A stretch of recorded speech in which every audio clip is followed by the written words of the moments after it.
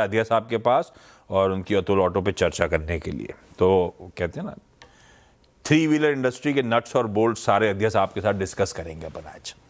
लाइए जरा result screen पर रखिएगा। नंबर्स स्ट्रांग थे।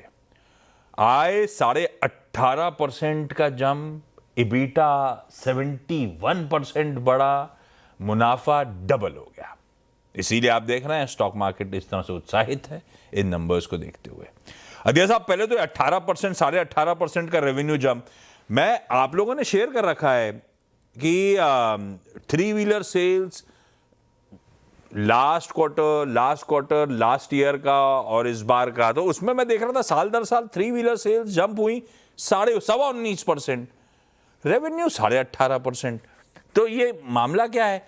क्या मिक्स बदला? क्या रियलाइजेशंस कम हुए? ये क्यों at least in tandem with unit sale क्यों नहीं बढ़ा ये रेवेन्यू? नहीं आशीष भाई, आपने जो पहले बोला वो एकदम सही है। It is a change of mix, बाकी कुछ नहीं है। In fact the realisation has gone up compare to the last year for the quarter as well as पहले 9 महीने के लिए। तो प्रोडक्ट मिक्स, आई बिलीव कि we now have products for all categories, that is diesel, alternate fuel and EV. So mix of that has converted into these numbers. अच्छा, थोड़ा सा अच्छा, एक चीज और थी। अब तो क्या है, अतुल ऑटो के दो सेगमेंट्स हैं। ये मोबिलिटी अपनी जगह एक सेगमेंट है, दूसरा एनबीएफसी भी है। और हालांकि कुल रेवेन्यूज में एनबीएफसी का मिक्स कम है, लेकिन साल दर साल क्यू ऑन क्यू उसके रेवेन्यू गिर रहे थे, तो शायद वो भी परकुलेट होकर कंसोलिडेटेड में इंपैक्ट कर गया होगा। पर अदिया साहब, एनबीएफसी हमारे स्कीम ऑफ थिंग्स में कितना इंपॉर्टेंट है? See, if you look at the business module for three-wheeler, for any OEM captive purpose finance company works as a catalyst, no two thought about it. From Atul Auto's point of view, it does around 20% of its whole entire retail. देखा जाए तो last year से अगर इस साल को compare किया जाए तो obviously एनबीएफसी's bottom line has improved and I expect it to improve further. But as of now, it works as a catalyst, not covering entire dealer network, but large part of it. And I expect that going forward, this NBFC's bottom line will also help Atul as a group to improve both the way top line as well as bottom line. नहीं, 20% क्या था? मतलब आप Atul auto इस समय जो अपने गाड़ियां बेचता है, 20% फाइनेंसिंग आपकी खुद की होम ग्रोन एनबीएफसी करती है, ऐसा? जी जी जी। ओके ओके, तो इंपॉर्टेंट होती जा रही है एनबीएफसी फिर आपकी स्कीम ऑफ थिंग्स में। अच्छा, ऑपरेशन रेवेन्यू मोमेंटम की चर्चा करी, हाईलाइट लेकिन ऑपरेशनल परफॉर्मेंस जब आए 18-18.5% बढ़ती है, एबिटा 71% इंप्रूव होता है। ये अदिया साहब, ये कैसे? ये क्या वो अच्छी सेल्स के नंबर्स, क्योंकि 9,000 यूनिट्स के आसपास फ्लैट थी, वहां से एकदम से जंप होकर 12,000 यूनिट्स के करीब आई, वो अभी डेटा प्रोड्यूसर्स आप स्क्रीन पे दिखा रहे थे। तो एसेट्स की स्वेटिंग बेहतर हो रही है, इसीलिए वो लार्जली ऑपरेशनल परफॉर्मेंस इंप्रूव हुआ, या उसके पीछे और भी कोई रीजंस थे? नहीं, जैसे हमारा शुरुआत में रिमार्क रहा आशीष भाई, दोनों mix of it, product mix भी बदला।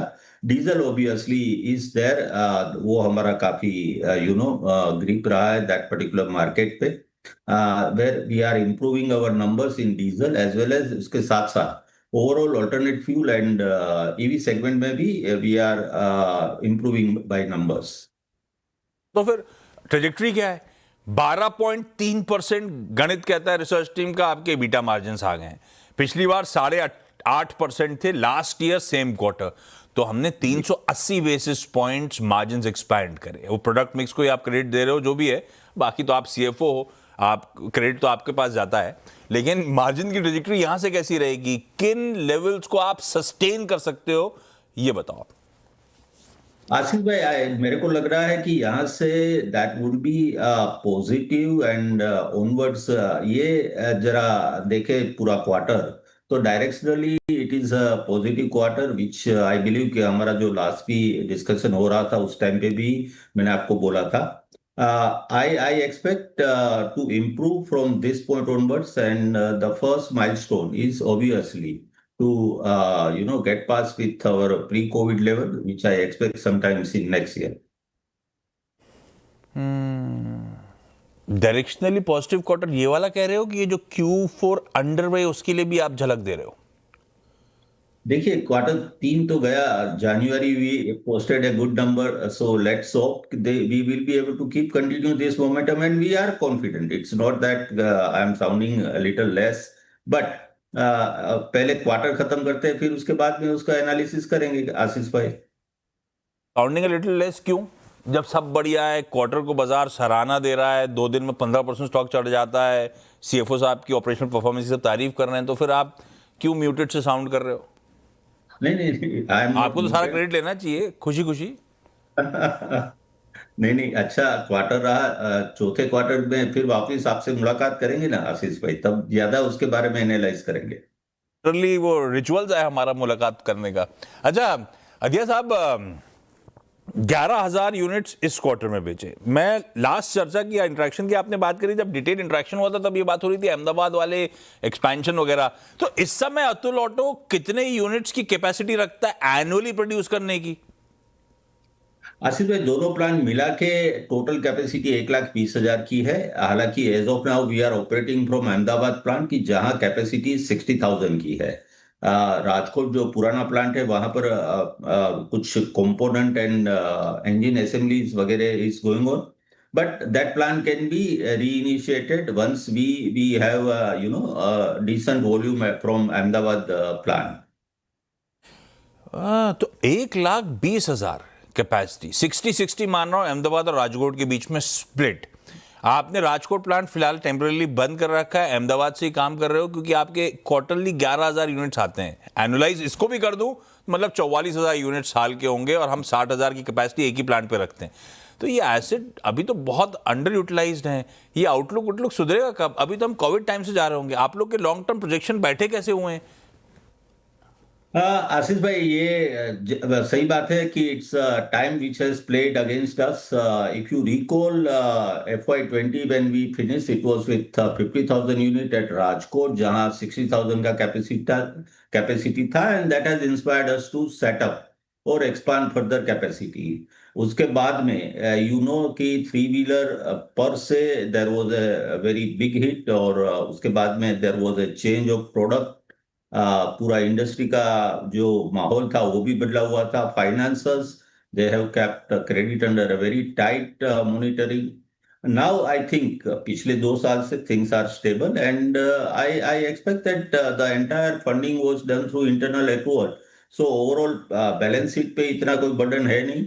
लॉन्ग टर्म आउटलुक अगर हम देखें तो obviously we are just touching to our old dream or expectations, जहां से we would like to definitely deliver a better volume year over year.